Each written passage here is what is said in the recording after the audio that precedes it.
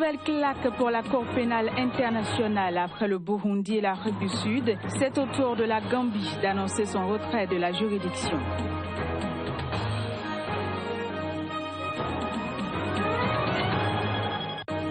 Nouvelle manifestation entre forces de l'ordre et étudiants en Afrique du Sud. Ces derniers revendiquent toujours une éducation gratuite pour tous à l'université.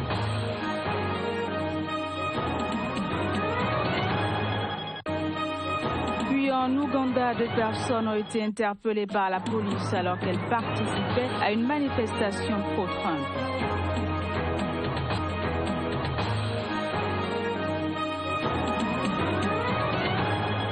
Nouvelle session de l'information sur Sika, mesdames et messieurs, bienvenue. Jamais 203, dit-on, la Gambie vient d'emboîter le pas au Burundi et à l'Afrique du Sud. Le pays va se retirer de la Cour pénale internationale. L'annonce a été faite hier soir par le ministre de l'Information gambien. Voici les détails. Dans une déclaration à la télévision nationale reprise sur les réseaux sociaux et diffusée sur YouTube, le ministre a accusé la Cour pénale internationale de persécution envers les Africains, en particulier leurs dirigeants, alors que selon lui, au moins 30 pays occidentaux ont commis des crimes de guerre depuis la création de cette juridiction sans être inquiétés. Cette décision constitue un revers personnel pour la procureure de la Cour pénale internationale Fatou Bensouda, de nationalité gambienne, qui a été ministre de la Justice du président Yahya Jammeh. La Gambie a tenté en vain de convaincre la CPI de poursuivre les pays de l'Union européenne pour la mort de nombreux migrants africains en Méditerranée, a affirmé le ministre Chérif, précisant que son pays avait menacé de prendre des mesures s'il n'était pas entendu. Le secrétaire général de l'ONU Ban Ki-moon et le président de l'Assemblée des États partis au traité fondateur de la CPI, le ministre sénégalais de la Justice Sidiki Kaba, ont appelé les pays qui critiquent le fonctionnement de cette juridiction à ne pas s'en retirer, mais à résoudre leurs différends par le dialogue avec les autres membres. Cette décision est inattendue de la part de ce pays. En effet, dans une interview accordée en mai à l'hebdomadaire Jeune Afrique, le président gambien s'était pourtant démarqué des critiques de ses pairs africains envers la CPI et sa procureure. Son job est difficile et, contrairement à ce que j'entends, la CPI ne vise pas spécialement l'Afrique, avait-il dit au sujet de Bensouda. Au Burkina Faso, François Compaoré, le frère cadet de l'ex-président Blaise Compaoré, sera poursuivi en justice. Une commission d'enquête parlementaire consacrée à la gestion des titres miniers a recommandé ce mardi des poursuites judiciaires contre François Compaoré. Il est accusé d'avoir attribué illégalement en 2012 un permis d'exploitation de la mine de manganèse de Tambao à la société Pan African Minerals dirigée par Franck Timis. Ce dernier fera également objet de poursuites judiciaires. Les députés ont exigé le retrait de son permis d'exploitation. Les étudiants sud-africains manifestent toujours pour réclamer une éducation universitaire gratuite. Lors des affrontements de ce mardi avec la police, ils ont mis le feu à un bus dans les rues de la capitale. Imagissons. La forte présence policière n'a pas empêché de nouveaux affrontements d'éclater dans le centre de Johannesburg. Les violences ont opposé les forces de l'ordre aux étudiants qui protestent depuis plusieurs semaines pour réclamer la gratuité de l'enseignement supérieur. Les manifestants ont mis le feu à plusieurs véhicules. Selon le gouvernement, l'Afrique du Sud ne dispose pas d'assez de moyens pour offrir la gratuité des cours universitaires. Les frais d'inscription pourraient augmenter jusqu'à 8% d'après une annonce du ministre sud-africain de l'enseignement supérieur. À quelques jours des examens de fin d'année, les universités tentent de poursuivre leurs activités pour ne pas perdre toute l'année académique 2016-2017. Pour rappel, lors des manifestations précédentes, une jeune étudiante leader de mouvement de protestation toujours hospitalisée a reçu 13 balles en caoutchouc. On reste en Afrique du Sud où le président Jacob Zuma a officiellement renouvelé hier son soutien à l'endroit de son ministre des Finances Pravin Gordhan accusé de fraude. Et ce malgré les vives tensions qui opposent les deux hommes en coulisses et divisent le parti au pouvoir. Reportage.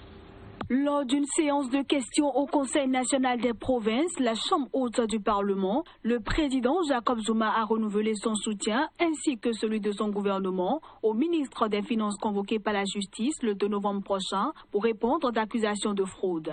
Pravin Gordhan est soupçonné d'avoir favorisé les conditions du départ à la retraite d'un haut fonctionnaire en 2010 lors de son premier mandat aux finances.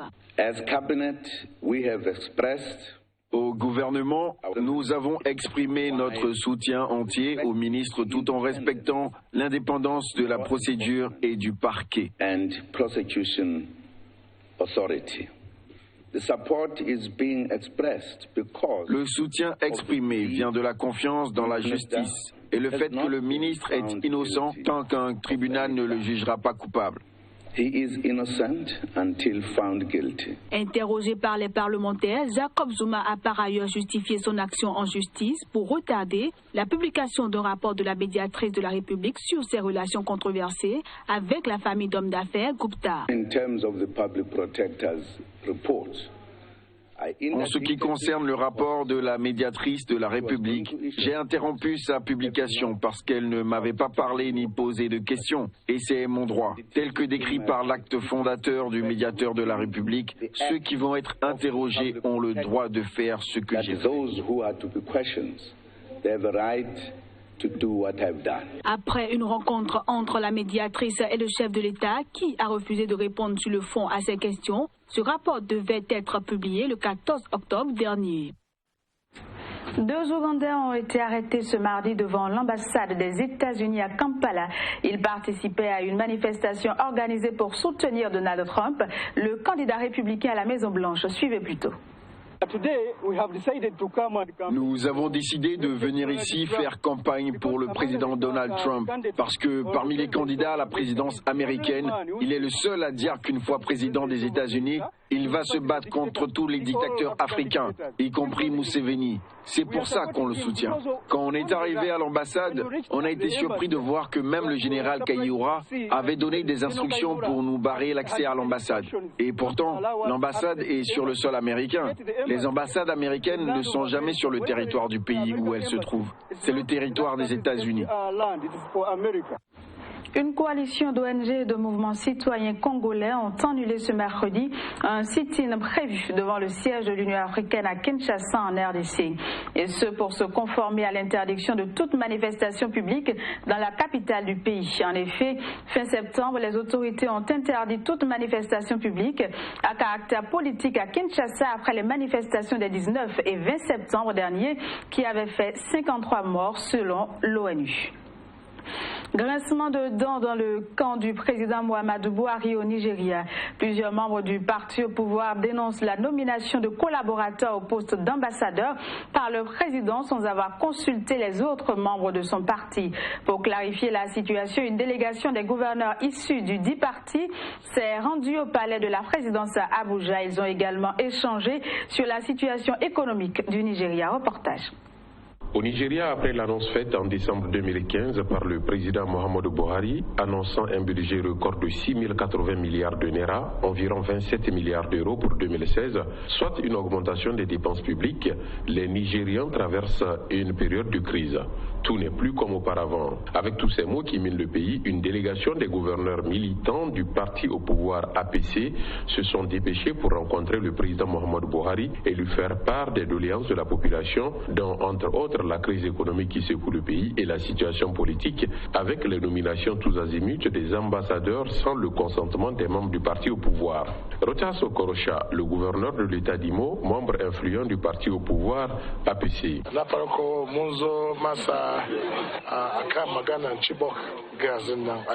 Premièrement, nous avons échangé sur la libération des collégiennes de Chibok, les 21 filles également. On l'a félicité et surtout trouvé les moyens de pouvoir libérer les autres. On l'a exhorté à mettre plus de moyens dans la relance du secteur agricole. L'autre point, c'est les décisions qui sont prises par le chef de l'État pour nommer les personnes à des postes de responsabilité.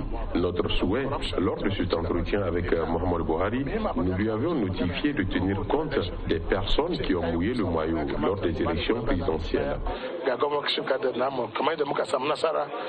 Le gouvernement nigérian doit réaliser qu'il ne peut pas continuer à protéger le NERA parce qu'il n'a pas les réserves pour le faire et la politique actuelle ne fera qu'empirer la situation. Martèle l'opposition qui crie à la chasse aux sorcières dont sont victimes ses militants. Des mesures sont en train d'être prises pour solutionner ces problèmes, dont entre autres comment faciliter l'approvisionnement du marché avec les devises étrangères dans un pays où les analystes financiers projettent une nouvelle dévaluation du NERA, la monnaie du pays, qui entraînera une inévitable hausse des prix, alors que les Nigérians peinent déjà à acheter leurs produits de consommation de base. Au Niger, après le massacre survenu le 7 octobre dernier, le ministre de l'Intérieur Mohamed Bazoum est allé rendre visite aux réfugiés du camp de Tazali. Cette attaque qui a entraîné la mort de 22 militaires nigériens a semé la peur dans ce camp de réfugiés situé dans la région de Tawa, à quelques 350 km au nord-ouest de Niamey. Les images. Plus de 60 000 réfugiés vivent au Niger, dans des camps proches du Mali, selon les données de l'Organisation des Nations Unies. Des immigrés qui ont fui le nord du Mali, tombés entre mars et avril 2012, sous la coupe de groupes djihadistes liés à Al-Qaïda. Désormais, ces camps de réfugiés sont menacés. Je jure par Allah que nous avons très peur. Mais maintenant que les autorités sont venues jusqu'ici pour nous rassurer, cela a un peu dissipé notre peur. Nous allons renforcer notre dispositif de défense, notre dispositif sécuritaire, mais nous allons de plus en plus impliquer les populations à la prise en charge de la sécurité par divers moyens sur lesquels nous allons nous entendre dans le cadre du dialogue qui nous permettra d'en définir les modalités. Il faut signaler que les attaques se multiplient dans ces camps de réfugiés maliens attaqués. Vaste zone désertique, très peu surveillée, la région forme un corridor de passage pour les narcotrafiquants, entre notamment la Libye et le Mali, qui disposent de relais au Niger. Rap, vol de véhicules, trafic de cigarettes et migrants clandestins y sont courants.